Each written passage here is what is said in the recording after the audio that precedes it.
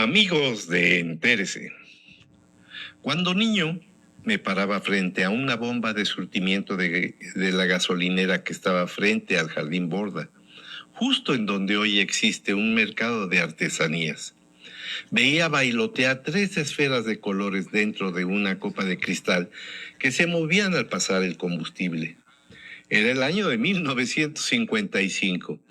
Oía comentar a mi padre, don Miguel, del crecimiento petrolero mexicano, de las grandes exportaciones de combustible a diferentes partes del mundo, sobre todo a aquellas que aún tenían el sufrimiento de conflictos bélicos.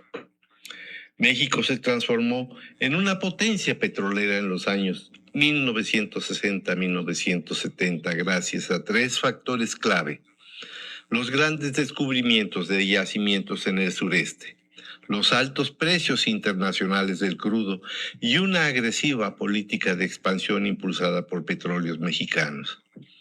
Para tal desarrollo tenía que venir el endeudamiento indiscriminado ante un futuro promisorio de producción masiva a precios altos.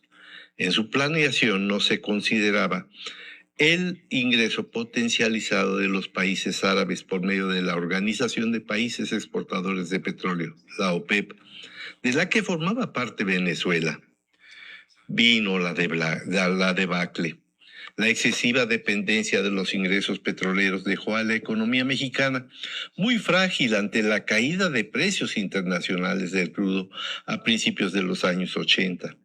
El presupuesto mexicano, petrolizado sin planeación por unos 15 años, el ingreso de los países de la OPEP que regulaba el mercado a un valor inferior al precio mexicano, así como la arrogante postura de los gobernantes en turno, López Portillo y de la Madrid, provocaron una crisis económica que repercutió en la paraestatal Pemex. Coloquialmente les valió gorro. Las empresas americanas dejaron de adquirir los combustibles mexicanos que eran demasiado caros. Al tío Sam también le valió gorro el destino de Pemex, soslayando lo que la empresa le había apoyado desde 1942, cuando le hundieron dos buques petroleros que le surtían de combustible a los comandos de Garrison en la Segunda Guerra Mundial. La caída tremenda que supuestamente iba a ser detenida por el derviche macuspano Andrés Manuel López Obrador, rescatando a Pemex del hundimiento operativo y financiero que tenía, no ocurrió. Diría el nativo de los pueblos originarios, ni maíz paloma. Fue peor el remedio que la enfermedad. A AMLO también le valió madre la paraestatal. Había que sostener su agonía para que siguiera haciendo grandes donaciones al huachicol fiscal para solventar a tanta rémora parasitaria que había brotado. Hace más de un año se dio a conocer una investigación sobre Ernesto Rufo Apel como presunto involucrado en la rectoría del huachicol fiscal. El pasado 16 de julio fue detenido y alojado en el penal del Altiplano en Almoloya, a 2.300 kilómetros en lejanía de sus familiares. Ayer, tras 36 horas de pesada audiencia, fue vinculado a proceso junto con otras personas.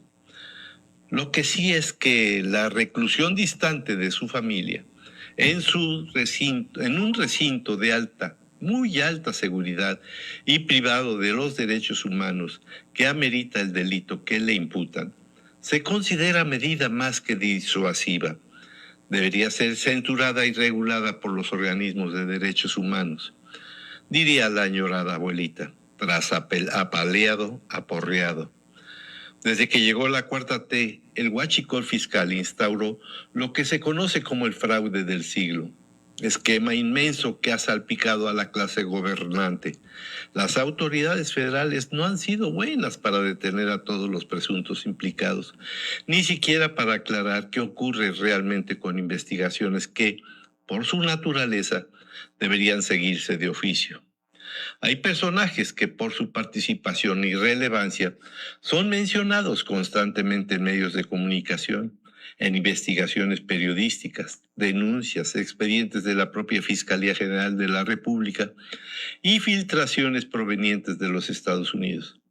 ¿En dónde quedan el exgobernador de Tamaulipas, Francisco García Cabeza de Vaca, Andrés López Beltrán, hijo del expresidente, quien aparece mencionado en una cartera de investigación de la Fiscalía General de la República. El senador Adán Augusto López Hernández y el exsecretario de Marina Rafael Ojeda Durán, sus sobrinos Manuel Roberto y Fernando A. Farías Laguna, Hernán Bermúdez Requena, exsecretario de Seguridad de Tabasco, durante el gobierno de Adán Augusto López, y un buti de ñeros que se forman en la fila de yo no fui. Ninguna autoridad ha explicado con claridad cómo avanzan los procesos, cuáles son las pruebas existentes y de qué manera se configura jurídicamente el delito de huachicol fiscal. Por lo pronto hay que desviar la atención y dejar fuera de foco a la gobernadora de Baja California, Marina del Pilar Ávila Olmeda. Al igual que Rocha Moya, hay que protegerla. Mientras tanto, los estadounidenses condicionan el progreso de las negociaciones del TEMEC a que el gobierno de la Cuarta T atienda con esmero los reclamos que sobre seguridad y narcotráfico, desmantelar laboratorios y procesar redes criminales le han hecho, pero que el gobierno, valiéndole gorro el país, prefiere mantener los temas comerciales en un carril estrictamente técnico. Ayer el troglodita neoyorquino volvió a aplicar sus lacerantes aranceles. Sí, el tratado no avanza por culpa mexicana. A él le vale madre. Entre tanto, los negociadores se volverán a reunir en el 2027. Aquí entre nos, pronto, muy pronto, la limpia en el gabinete estatal morelense llegará. Con el apoyo de los funcionarios que sirven, la gobernadora Margarita González podrá con cordura resolver el cúmulo de problemas que los ineptos le han generado. Amigos, la semana tiene 7 días y gracias a Dios es viernes.